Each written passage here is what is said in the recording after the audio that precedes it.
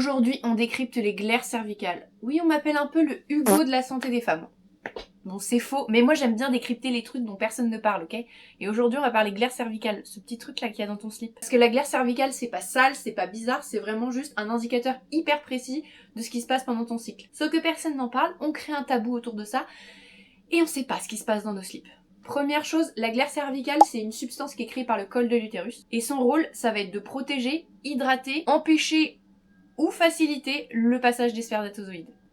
C'est toi qui décides si tu veux que ça passe ou que ça passe pas. Donc elle va changer en fonction des hormones et elle est pas pareille tout au long du cycle. Je vais t'expliquer, t'inquiète. Je vais te mettre un petit schéma du cycle, mais en gros, quand t'es au tout début de ton cycle, tu peux avoir une sensation de sécheresse et avoir peu, voire même pas de perte. Et ça, c'est tout à fait normal, c'est parce que tes oestrogènes sont bas, donc en fait ton corps produit peu ou quasiment pas de glaire. Ensuite, plus tu approches de l'ovulation, plus tes glaires elles deviennent visibles. Elles peuvent être blanches, parfois crémeuses, parfois épaisses. Mais il n'y a pas d'odeur. C'est un peu la phase où ton corps il commence à se préparer mais on n'est pas encore au pic de fertilité. Et puis il y a ce moment de ton cycle où ta glaire elle devient un peu gluante, un peu transparente, un peu comme du blanc d'œuf cru. C'est très très glamour mais c'est surtout hyper intéressant. Ça veut dire que ton corps il est en pleine ovulation ou que t'es vraiment genre juste avant ton ovulation. Et c'est à ce moment-là que les spermatozoïdes ils peuvent survivre plusieurs jours. En gros ton corps il met tout en place pour une éventuelle grossesse. C'est là qu'il faut faire barrage si tu veux pas de bébé. Vous ne passerez pas. Une fois que l'ovulation est passée, on change d'ambiance. Là, c'est la progestérone qui va prendre le relais. Et tes glaires, elles deviennent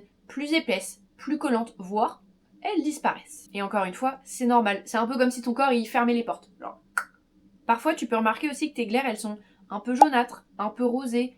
C'est normal. Tant qu'il n'y a pas d'odeur, de brûlure, de démangeaisons qui sont associées, pas de panique. Parce que la couleur, elle peut varier suivant l'oxydation, suivant l'hydratation, suivant le moment du cycle. En gros, il y a une petite logique. Plus tes glaires, elles sont transparentes, fluides, élastiques, plus tu es fertile. Plus elles sont épaisses, voire absentes, moins tu l'es. Donc en gros, tu peux savoir à quel moment de ton cycle tu es juste en regardant dans ton slip. C'est hyper intéressant, enfin genre, vous vous rendez compte de la machine qu'est notre corps ?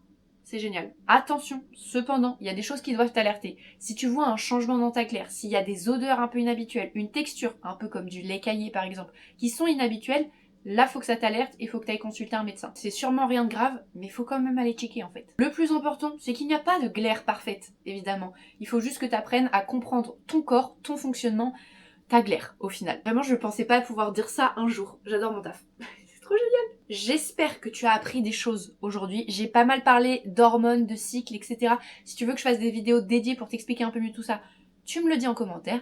Et puis bah d'ici là, moi je te fais des bisous ma star. Ciao.